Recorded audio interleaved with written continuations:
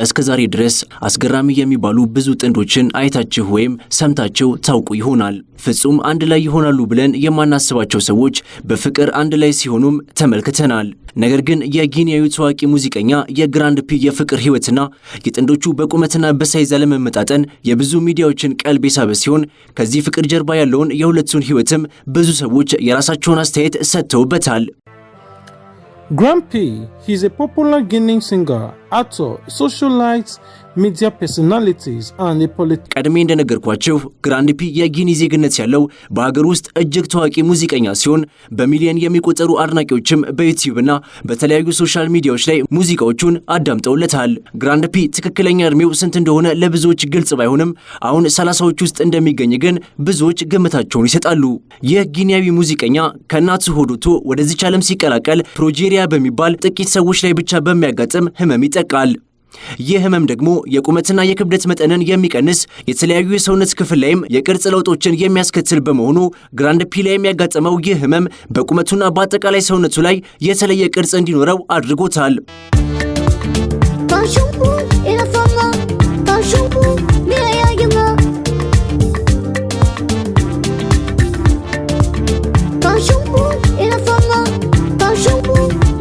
ታዋቂው ሙዚቀኛ ግራንድ ፒ በጎዳናዎች ላይ ሲጓዝ ሰዎች በቁመቱና በአጠቃላይ አፈጣጠሩ ምክንያት ይቀልዱበት እንደነበር፣ ሆኖም ትላንትም ይሁን ዛሬ እኔም የእግዚአብሔር ፍጥረት ነኝ በሚል ታዋቂ አባባሉም ይታወቃል። ግራንድ ፒ ከሙዚቃው በተጨማሪም በመላው ዓለም እንዲታወቅና የመነጋገሪያ አጀንዳ እንዲሆን ያደረገው የኮትዲቫር ዜግነት ካላት ተዋናይትና ሞዴል ኢንዶዚዮ ጋር የጀመረው የፍቅር ህይወቱ ብዙዎችን በማስደነቁና በማስገረሙ ነው።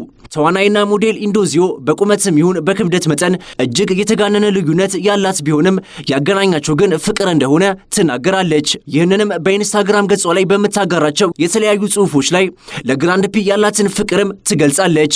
የነዚህ ሁለት ጥንዶች የፍቅር ታሪክ ከሀገራቸው ጊኒ አልፎ በመላው ዓለም መነጋገሪያም ሆኗል።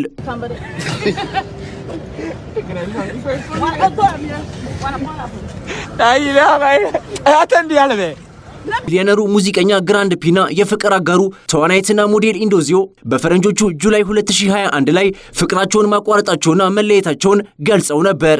ይህም የሆነው ግራንድ ፒ ከሌላ ሴት ጋር ሲሳሳም የሚያሳይ ፎቶግራፍ በኢንተርኔት ላይ ከተሰራጨ በኋላ ነበር።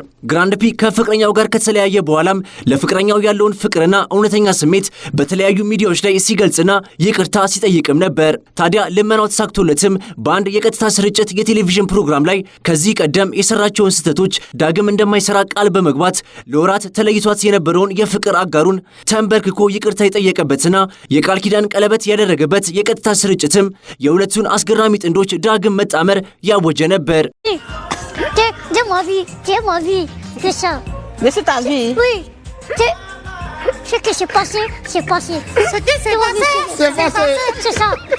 Vous voyez ça? Je vais prendre la bague, mais je vais réfléchir parce que tu es trop infidèle. Parce que tu vas recommencer encore tes bêtises. Non.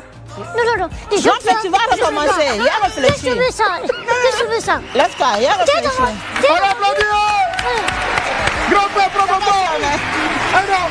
Mais attends, au fait, on va dire, il n'a pas mis ça sur le bon côté, mais il a mis ça à droite. À droite. Voilà, mais au moins, c'est le geste qui compte. On applaudit pour ça, s'il vous plaît. Allez. Je vais réfléchir. Et donc, si Dieu va réfléchir, après la bague, mais réfléchir. Voilà. D'accord, ça marche. C'est la première fois que je vois, on demande quelqu'un en mariage, la personne dit pas oui, dit pas non, mais elle prend la bague quand même. Voilà. Allez. ቢሊዮነሩ ሙዚቀኛ ግራንድ ፒ የሙዚቃ ስራዎቹን በመላው ዓለም እየተዘዋወረ የሚያቀርብ ሲሆን በአንድ አጋጣሚም ወደ ኢትዮጵያ መጥቶ እንደነበረ የሚታወስ ነው። ግራንድ ፒ በኢትዮጵያ ቆይታው ከኢትዮጵያ አየር መንገድ ጀምሮ ደማቅ አቀባበል ተደርጎለታል። ባህላዊ ምግቦቻችንን ከመመገብ ጀምሮ በዘፈኖቻችንም ሲደንስ አምሽቷል።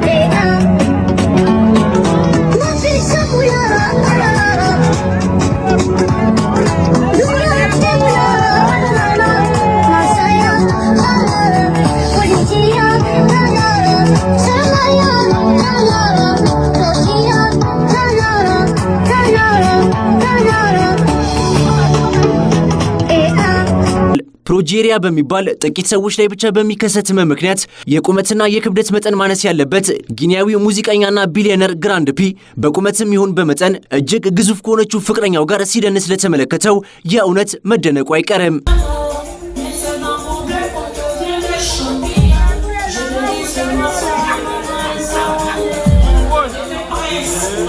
ግራንድ ፒ ምንም እንኳን የተወለደው ከሀብታም ቤተሰቦች ቢሆንም በሙዚቃ ስራውና በአንዳንድ የኮሜዲ ስራዎቹ በርካታ ገንዘቦች የሚከፈሉት ሲሆን ይህም አሉ ከሚባሉ ሀብታሞች መካከል ስሙ እንዲጠቀስ አስችሎታል። እጅግ ዘመናዊና ቅንጡ መኪናዎችን እንደ ልቡ ይቀያይራል። የሚኖርበት መኖሪያ ቤትም በርካታ ሚሊዮን ዶላሮችን የሚያወጣ ግዙፍ ቤት ነው። በባንክ ቤቶች ውስጥም ሚሊዮን ዶላሮች እንዳሉትም ይነገርለታል። ጊኒያዊው ሙዚቀኛ ግራንድ ፒ በአገሩ ጊኒ እጅግ ታዋቂና ዝነኛ ቢሆንም በመላው ዓለም ግን ስሙ በስፋት መነሳት የጀመረው ሞዴልና ተዋናይ ከሆነችው ኢንዶዚዮ ጋር የፍቅር ግንኙነት ከጀመረ በኋላ ነበር።